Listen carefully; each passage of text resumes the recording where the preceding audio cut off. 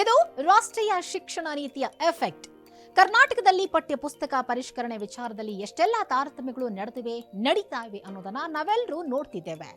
ಪಠ್ಯ ಪುಸ್ತಕ ವಿಚಾರದಲ್ಲೂ ರಾಜಕೀಯ ಶುರುವಾಗಿದೆ. ಕೇಂದ್ರ ಸರ್ಕಾರ ಜಾರಿಗೆ ತಂದಿರುವ ರಾಷ್ಟ್ರೀಯ ಶಿಕ್ಷಣ ನೀತಿಯನ್ನ ಅಳವಡಿಸಿಕೊಳ್ಳಿ ಅಂತ ಸಾರಿ ಹೇಳಿದ್ರು, ಅದನ್ನ ಸಾರಾಸಗಟಾಗಿ ತಿರಸ್ಕರಿಸಿದ್ರು ನಾವೇ ಆರಿಸಿ ತಂದ ಈ ನಮ್ಮ ಜನಪ್ರತಿನಿಧಿಗಳು.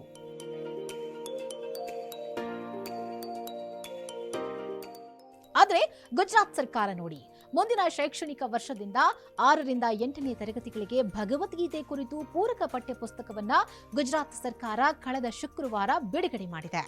ಈ ಕ್ರಮ ಭಾರತದ ಶ್ರೀಮಂತ ವೈವಿಧ್ಯಮಯ ಪ್ರಾಚೀನ ಸಂಸ್ಕೃತಿಯ ಕುರಿತು ವಿದ್ಯಾರ್ಥಿಗಳಿಗೆ ಕಲಿಸುವ ಗುರಿಯನ್ನ ಹೊಂದಿದೆ.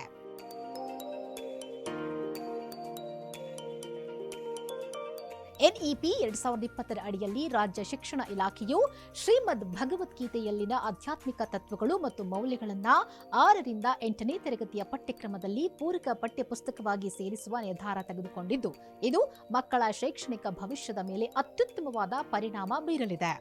ಈ ನಿರ್ಧಾರ ತೆಗೆದುಕೊಂಡಿದ್ದಕ್ಕೆ ಗುಜರಾತ್ನ ಮುಖ್ಯಮಂತ್ರಿ ಭೂಪೇಂದ್ರ ಪಟೇಲ್ ಅವರಿಗೆ ಶಿಕ್ಷಣ ಸಚಿವ ಪ್ರಫುಲ್ ಪನ್ಶೇರಿಯಾ ಅವರು ಧನ್ಯವಾದ ಅರ್ಪಿಸಿದ್ದಾರೆ.